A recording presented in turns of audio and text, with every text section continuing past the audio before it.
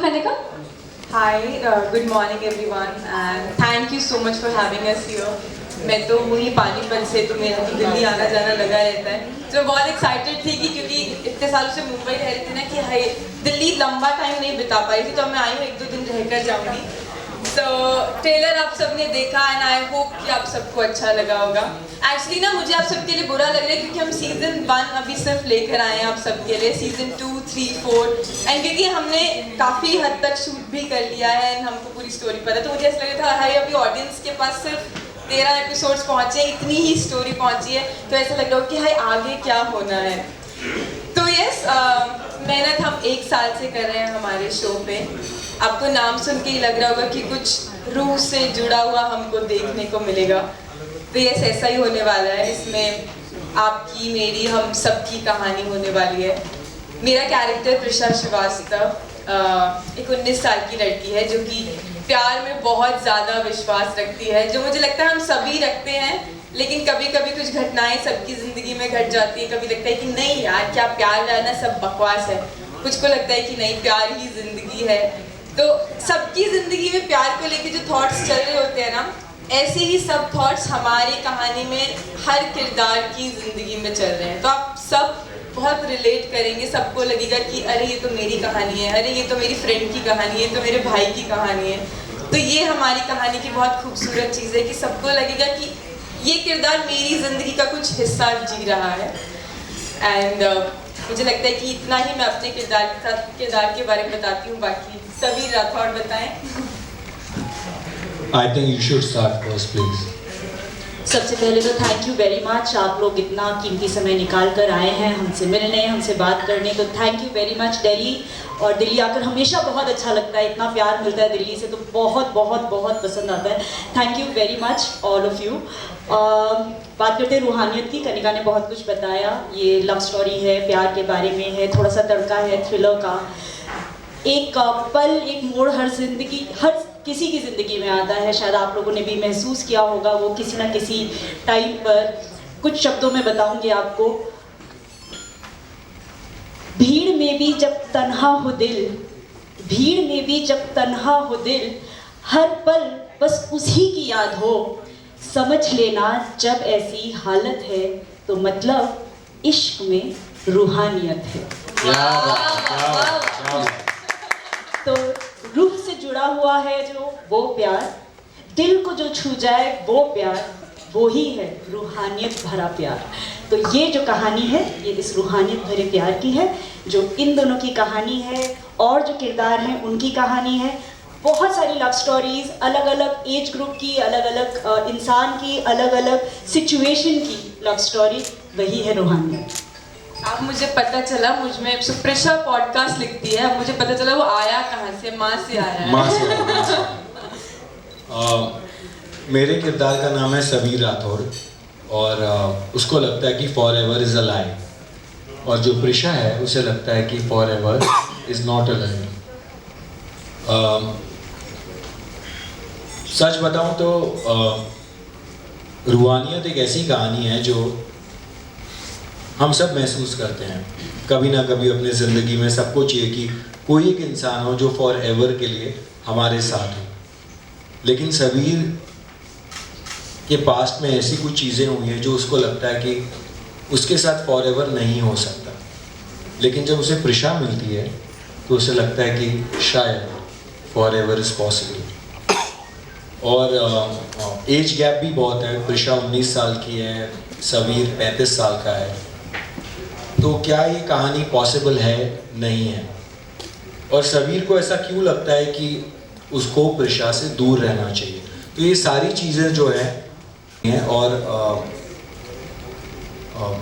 इसीलिए इस शो को कहा गया है कि मिस्ट्री भी है, ड्रामा भी है, रोमांस भी है. एंड प्रिशा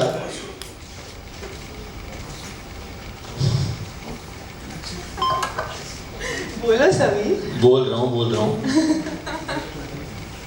वो हमेशा मुझे एक ही चीज़ कहती है कि Forever is not a lie mister, और मैं कहता हूँ फॉर एवर इज़ अ लाई किडो.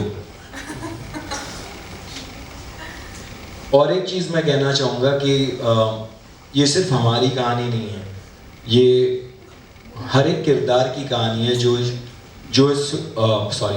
इस शो से जुड़ा हुआ है। और अमन वर्मा भी एक सीनियर एक्टर है जो बहुत कमाल की एक्टिंग करते हैं, सालों से हम देखते आए हैं। और इनकी भी एक अलग रूहानियत चल रही है, हमारी एक अलग रूहानियत चल रही है। And putting everything together as मतलब जैसे आप हो, आप किसी से प्यार करती हो? करती हो? किससे करती हो? अच्छा मुझे एक बात बताइए, इजी फॉर एवर? अभी करती हैं तो लगता ही होगा इजी ना। For ever, easy for ever. अरे बताइए, इतना शर्मा क्यों रही है यार? Easy for ever? So you never know. एक मिनट। इजी फॉर एवर आपके लिए, सुनिए भाई साहब, आपके लिए इजी फॉर एवर? नो। कुछ लोग ही भी तो होते हैं। Ishi for ever for you? आपके लिए? नहीं, आपके लिए? सो करेक्ट है, प्रिशा के लिए फॉरएवर है, सवीर के लिए फॉरएवर Exactly. नहीं है। तो लड़कियों प्रिशा ने ने कहा कि हर एक किरदार जो है महसूस करता है कि क्या मेरे लिए फॉर एवर है या नहीं है। और यही हमारी जिंदगी है। जैसे अगर अर्जुन से पूछा जाए तो नेहा मेरे लिए फॉर एवर है, बट अगर प्रिशा से पूछा जाए तो उसके लिए धोखा खाने के बाद भी फॉर एवर है, पता नहीं क्यों। दिख रही है ना। अरे उसकी माँ ने उसे सिखाया है, चाहे कैसा भी रिलेशनशिप हो, लव इज फॉरएवर। ऑनेस्टली मुझे लगता है कि कोई भी रिश्ता हो, प्यार का रिश्ता हो, उसमें सबसे इम्पोर्टेंट चीज़ होती है कि ऑनेस्टी।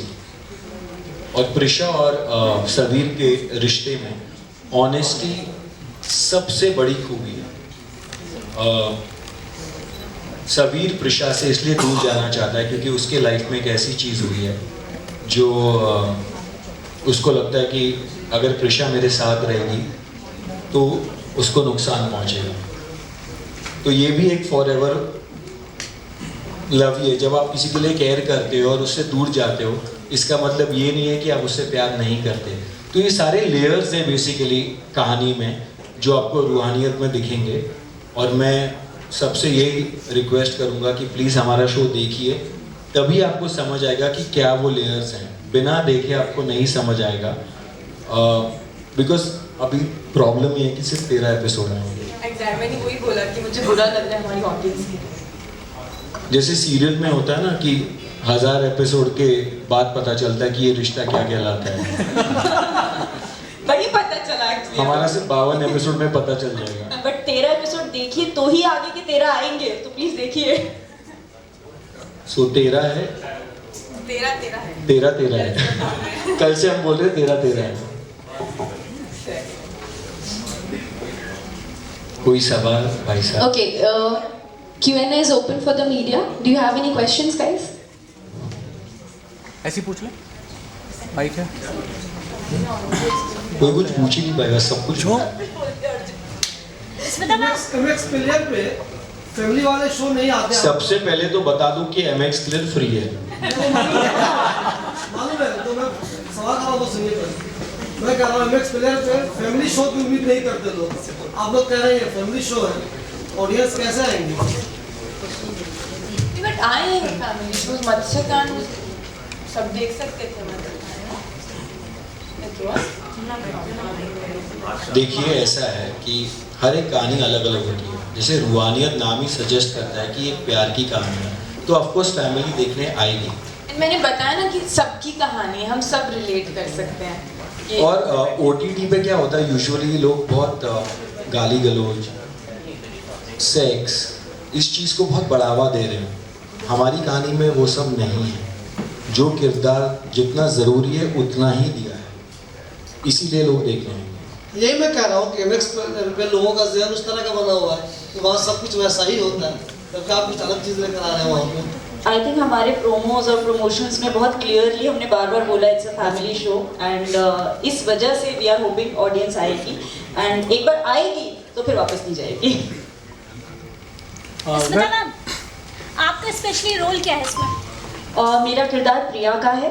प्रिया एक मैरिड वुमन है, 2 बेटियां हैं उसकी, प्रिशा और शेरी, और उसने अपनी ज़िंदगी में बहुत अप्स एंड डाउन्स देखे हैं, रिलेशनशिप को लेकर बहुत अप्स एंड डाउन्स देखे हैं, लेकिन वो अपनी बेटियों को बहुत प्रोटेक्टेड एटमॉस्फेयर में रखना चाहती है।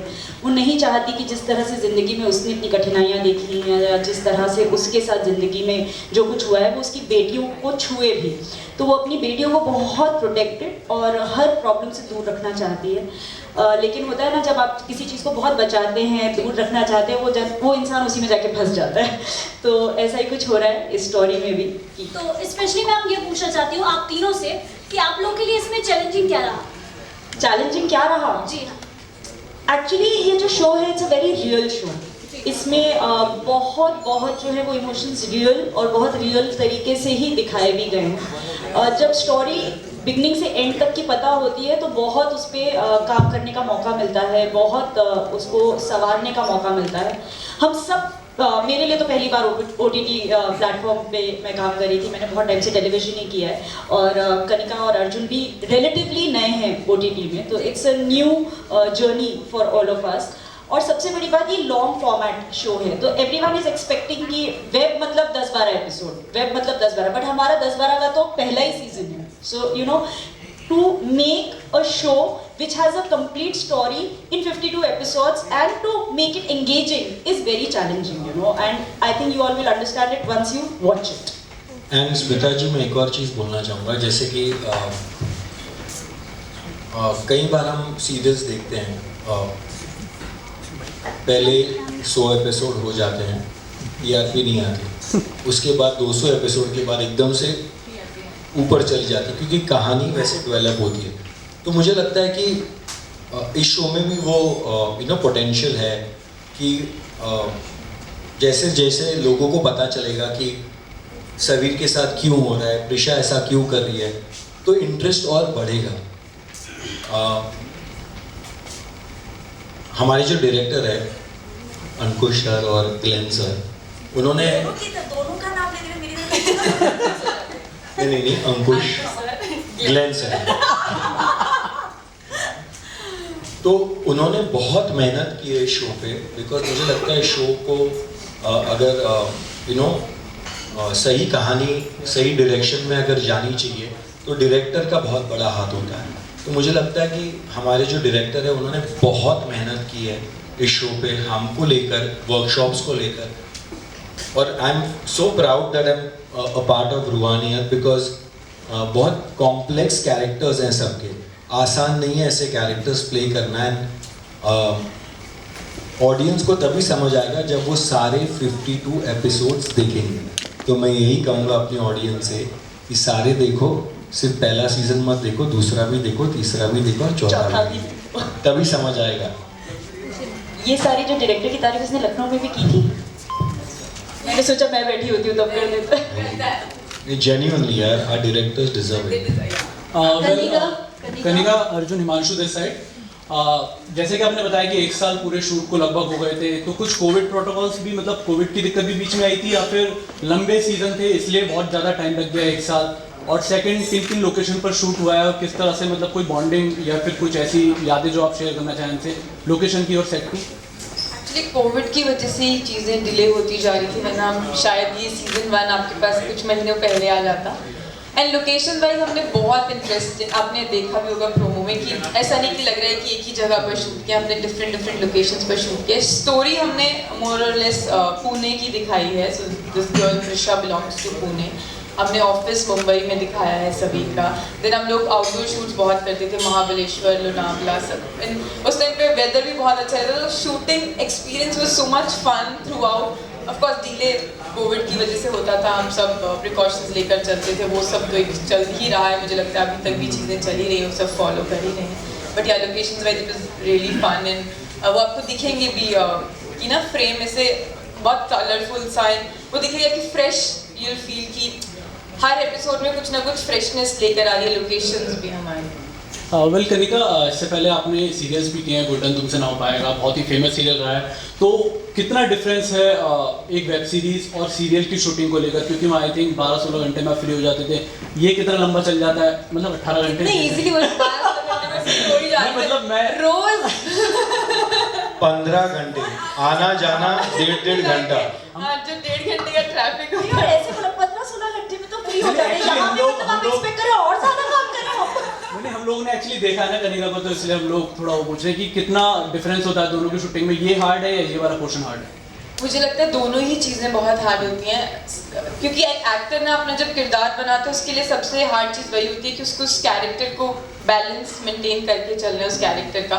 उसके अलावा अगर आप शूटिंग के पूछें कि क्या डिफरेंसेस होते हैं, तो मुझे लगता है सबसे बड़ा डिफरेंस ये है वेब शो में और एक टीवी सीरियल में, कि टीवी शो में हमको कहानी का एंड नहीं पता होता है, क्योंकि depending on so many things, चाहे वो टीआरपी ले लीजिए, अब बहुत बस टीआरपी एक ही चीज है। एक ही चीज टीआरपी। हाँ, तो स्टोरी ऊपर नीचे होती है। अनप्रोफेशनलिज्म भी हो सकता है एक यस एग्जैक्टली, एक्टर्स अवेलेबिलिटी भी हो सकता है। लेट आते किसी को भी निकाल दो, Anything, yeah. नई बहू आ गई, नई सास आ गई। डबल रोल हो गए, बेटी माँ। वेब सीरीज में नहीं कर सकते ऐसा। वेब शो में हमको एंड पता होता है, तो उसकी वजह से हम पूरा पर डे मिलेगा, हाँ? पूरा पर डे मिलेगा। एंड तक तुम ही रहोगे तो एंड का पैसा तुम्हारा। बाद हम अपना कैरेक्टर का ग्राफ अपने अकॉर्डिंग सेट कर सकते हैं, टीवी में हमको पता नहीं होता। एंड देन मेजर थिंग कि टीवी में हमको हर दिन 18 मिनट डिलीवर करने होते हैं। 8 बजे लोग वेट कर रहे हैं कि भैया आओगे तुम गुड्डन में, दिखाओ हमको 18 मिनट। यहाँ पे हमको पता है कि हम अपना टाइम लेकर चलते हैं, अपनी प्लानिंग लेकर चलते हैं, तो अपनी टीम के अकॉर्डिंग हम अपनी डेट्स चीज़ें सब सेट करके चलते हैं कि हाँ इस दिन हम आएंगे, सो पूरी प्रिपरेशन के साथ होता है। तो उसकी वजह से हमको हर तरीके से फ्रीडम मिलती है, क्रिएटिवली भी बहुत फ्रीडम मिलती है, जो टीवी में उतनी नहीं मिल पाती because of time and everything. Anika, अभी आपने सबसे पूछा कि फॉरएवर इज अ लाई और नॉट, तो मैं जानना चाहता हूँ कि आपकी स्टोरी का क्या कंक्लूजन है कि फॉरएवर इज अ लाई और नॉट? क्या सॉरी, आपकी कहानी का क्या कंक्लूजन है? पर्सनली या सबीर का? वो तो नहीं बताएंगे, वो तो सीजन 1 बहुत चालाक हुआ, फुल मार्क्स आपको।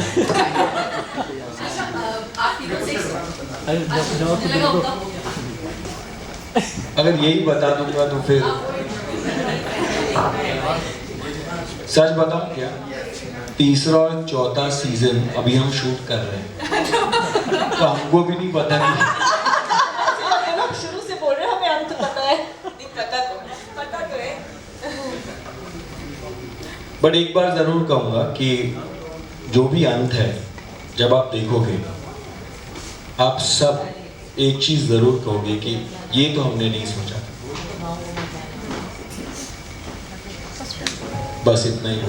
कनिका, इस एपिसोड में 5 ओरिजिनल गाने भी हैं जी, क्या कहेंगे उन गानों के बारे में? सो गाने, गा के सुना दे। अरे एक लाइन सुना, तुम कल से सुन गा रहे हो, तुम गा रहे हो। नहीं गा तो के गाने सच्ची बहुत ही प्यारे हैं। मैं बहुत खुश हुई थी जब मुझे पता चला था कि हमारी कहानी के ओरिजिनल गाने बन रहे हैं, क्योंकि नॉर्मली हम देखते थे टीवी शो में हम गाने यूज कर लेते थे, लेकिन जब अपनी कहानी के अकॉर्डिंग गाने बनते हैं ना, तो हर चीज़ उस तरीके से प्लान होती है। हम कई बार तो सीन करते हुए बोलते थे कि प्लीज वही गाना चलाओ, बिकॉज उससे फील आ रही है कि हाँ इस सीन के Lyrics. इमोशन या और कनिका को मटेरियल भी मिल गया और रील्स बनाने का। Actually yes. ओहो 10 लाख रील्स बना चुके हैं। लेकिन हमने एक चीज नोटिस की है कि मतलब पिछले 1 साल में अर्जुन रील्स पे बहुत एक्टिव हो गए हैं, तो एक कनिका का कहीं प्रभाव है? अरे कहीं 100%, इसमें पूछने की क्या बात है। कनिका और रील्स के साथ मेरी रूहानियत हो चुकी है, और जब भी ये बनाती है मैं देखता हूँ अरे यार कंपटीशन है, मुझे भी बनाना है, इस पे बनाना पड़ेगा। और ये अपने सेट पर इतने रील्स बनाती है every day she is dancing. और बहुत जल्द रूहानियत के गाने जो है वो शायद इंस्टाग्राम पे आ जाएंगे, और मुझे लगता है कि बहुत ही खूबसूरत गाने हैं, क्योंकि कहानी से जुड़े हुए हैं। और बहुत कम होता है कि आपको एक वेब सीरीज में ओरिजिनल गाने मिलते हैं, और हमारे स्टोरी में वो है। और बहुत मतलब ग्लेन सर बता रहे थे मुझे कि कैसे उन्होंने सब बैठ कर कहानी समझाई कि ये कहानी है हमारी, तो इस हिसाब से आप गाने लिखो और उस हिसाब से कंपोज करो, और ये सिचुएशन है समीर के लाइफ में, प्रिशा के लाइफ में, तो उस हिसाब से आप गाने बनाओ, तो हमको भी लगता है कि वाह हमारे लिए गाने बने। नहीं, and the composer is from Delhi, Rishabh. He is a boy from Delhi who's composed and written the songs, which are beautiful. And sung also. And sung also. And beautiful songs. I think Please. Sayyed has written the lyrics. Kanika, अभी हमने देखा कि जो प्रिशा है वो note down करती रहती है अपनी जो फीलिंग्स, तो रियल लाइफ में आप भी अपनी ऐसी कोई फीलिंग्स या अपना ऐसा कुछ खास नोट डाउन करते हैं, या फिर आपकी भी मेमोरीज भी बहुत फास्ट है? अरे उतनी सारी चीजें नोट डाउन करने की जरूरत नहीं है, हमें सब स्टोरीज में दिख जाती है। इसके पास आईफोन है, सब कुछ लिखा हुआ है। सब कुछ स्टोरीज में देखिए कनिका की, आपको सब पता चल जाएगा। मेरा पूरा इंस्टाग्राम प्रमोट कर रहे हैं, ऑफिशियल कनिका मान, प्लीज फॉलो एवरीवन। शो को पता नहीं, लेकिन कनिका के 15 मिलियन फॉलोअर्स जरूर हैं। Alright, that was the last question. Now we'll open for interviews. Thank you. नहीं ऐसा नहीं है, इनका तो काम है बोलना। ऐसा अगर आप पूछना चाहे तो पूछ सकते हो, मतलब मैं भी होस्ट करता हूँ, मुझे पता है। हम सबको मौका देते हैं। कुछ पूछना है किसी को? हाँ, मुझे पूछना। हाँ पूछिए। सो हाय एवरीवन, आप तीनों ही ऑडियंस को लाने के लिए परफेक्ट हैं, क्योंकि आप तीनों का अपना अपना फैन बेस है। इसमें क्योंकि आप सब टीवी पे काम कर चुके हैं और बहुत अच्छे चेहरे हैं, आपका एक फैन बेस बहुत तगड़ा है। जब आप OTT के लिए कर रहे थे तो वो धूम और बैकग्राउंड वो सब मिस किया है आपने? You mean 3 बार ऐसे लुक दिए? बिल्कुल बिल्कुल। एक्चुअली जब मुझसे शुरू में किसी ने पूछा था क्या चैलेंजिंग रहा, तो ये सबसे ज्यादा चैलेंजिंग है, बिकॉज हमें ना बहुत आदत हो चुकी कि ट्रॉली आएगी और जब रुकेगी तब तक एक्सप्रेशन होल्ड करना है, तो हम लोग ना बिल्कुल परफेक्ट हो चुके हैं उस काम में कि ट्रॉली रुकेगी और हम तब तक एक्सप्रेशन होल्ड करेंगे। यहाँ पे ट्रॉली नहीं चलती थी तो एक्सप्रेशन कितना होल्ड करो पता ही नहीं चलता, so it was very confusing, but like he said the directors are amazing, also because he's my husband, so he's very good, so yes they made it very easy for us। और हाँ, पीछे background music वगैरह हमारा original चलता था, हम ऐसे किसी और के गाने पर अपने आप को इमोट नहीं कर रहे थे, which was also very nice, because जब किसी और का गाना बजता है और हम इमोट करते हैं तो कहीं ना कहीं माइंड में ना वो चल रहा होता है कि दीपिका का गाना है yeah but then the song is made for us and for तो वो हमारे इमोशंस हैं, सो इट्स वेरी। और हम सबकी तरफ से मैं एक बात कहना चाहूँगा कि ये कहानी आपको 13 एपिसोड में समझ नहीं आएगी। You have to watch the entire season to understand कि किस किरदार के साथ क्या हुआ और क्यों हुआ। That's how beautifully it's written. तो क्या लास्ट एपिसोड में आप ये डिक्लेयर करने वाले कि नेक्स्ट एपिसोड कब आएंगे, क्योंकि उसके लिए उससे काफ़ी पहले आपको पता चल जाएगा, बट क्या होता है कि कोई भी कहानी लिखी जाती है तो इम्पोर्टेंट ये है कि आपको एज पे रखा जाए कि आगे क्या है, उसने ऐसा क्यों किया। तो ये जो सवाल आप अपने आप से पूछते हो, इसीलिए तो हम एक शो देखते हैं। जैसे मैं फेम गेम देख रहा था, ठीक है, तो मुझे जानना था कि माधुरी के साथ क्या हुआ। तो ये जो एक राइटर करता है जब लिखता है शो, तो इस शो में भी those elements are there, and that's why I would tell all the audience कि प्लीज़ आप सारे एपिसोड्स देखो, तभी आपको समझ आएगा कि इस कहानी का एक्चुअली मुद्दा है। मेरा एक सवाल इसी से जुड़ा है।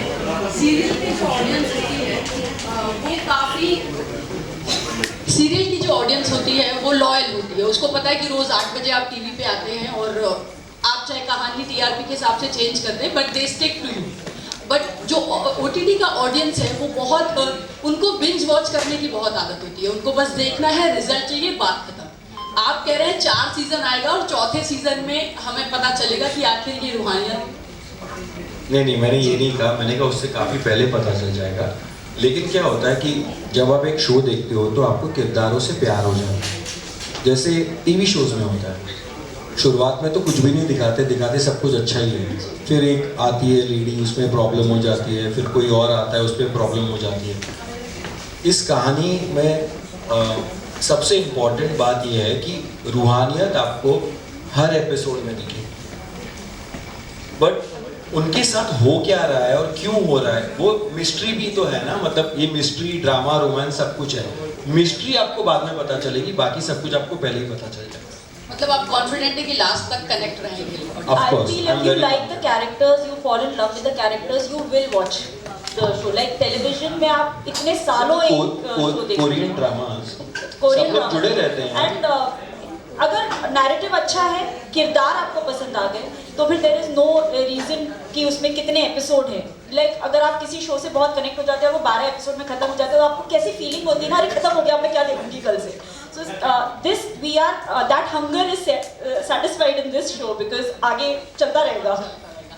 एक क्वेश्चन मेरा कनिका आपसे ये है कि अभी अर्जुन ने तो हमें क्लियर कर दिया कि उनके सिर्फ करेक्टर का ये थॉट है कि फॉरएवर इज अ लाइन, लेकिन आपके करेक्टर का थॉट है कि forever is a thing, not line.